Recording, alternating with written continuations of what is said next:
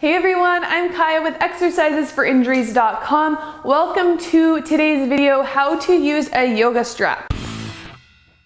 So if you've done yoga before, or if you have a yoga strap at home, you've probably either used or seen one of these guys before. We also have a video about yoga blocks, so we're just kind of getting into discussion about what these are for and then ways you can use them. So there's often a lot of talk or ideas in yoga about props, and that using props means you can't do the pose or you're not doing the pose properly, when really these props and tools let us deepen the posture and they let us bring the posture kind of to where we're at that day. So any good yoga teacher will tell you to use props as much as is possibly beneficial for you because we're staying in alignment, we're staying safe in our bodies, and we're meeting ourselves where we're at, and then we can use these props to progress through the postures. So yoga blocks is another great one, bolsters, and then we're going to be talking about the yoga strap today.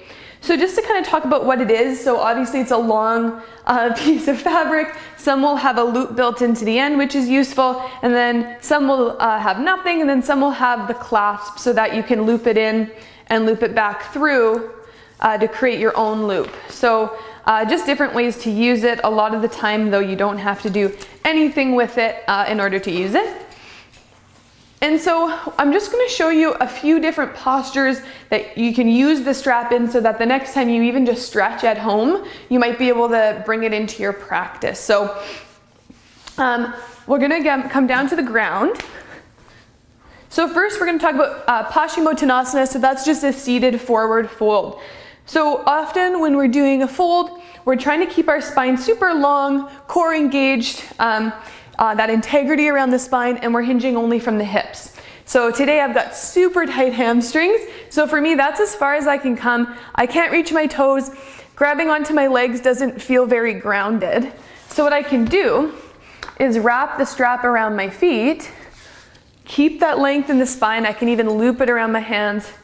And then I can get that length in the spine and the good stretch and be super grounded. Everything's connected. I'm not kind of floating there. I've got something to hold on to.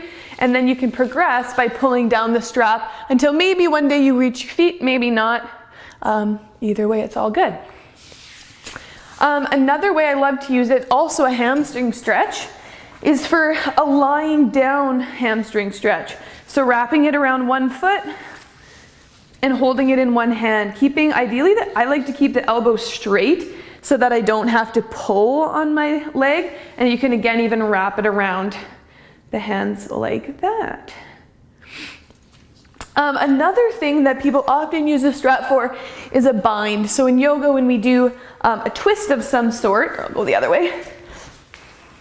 So we're doing a twist, often we'll come into a bind. So what that looks like is that for, let's say, this twist, the hands come together behind the back. For a lot of us though, we don't have the shoulder flexibility and mobility to come into that. So the great thing with the strap is I can hold the strap and I can be out here, but that's how I can progress to getting my hands together in the bind. So that's a great way to use the strap for that. Another really great posture, if you've ever done, I guess, a more difficult yoga class and you've done dancer's pose, so that's when the foot is behind and we're reaching down. People have a tendency to pull the leg back and then skew the hips off balance, or maybe you just can't reach the foot. So having a loop in the end, wrapping that around, and then all we're doing is we're pulling that foot up behind. So this is great because if this is as far as you can get, you can be here, or you can start to slowly bring the hands down, and we can easily keep the hips in line so we're in a better alignment, safer for the body, and then I can work slowly on deepening into that posture. You can also use it even just for some mobility stuff.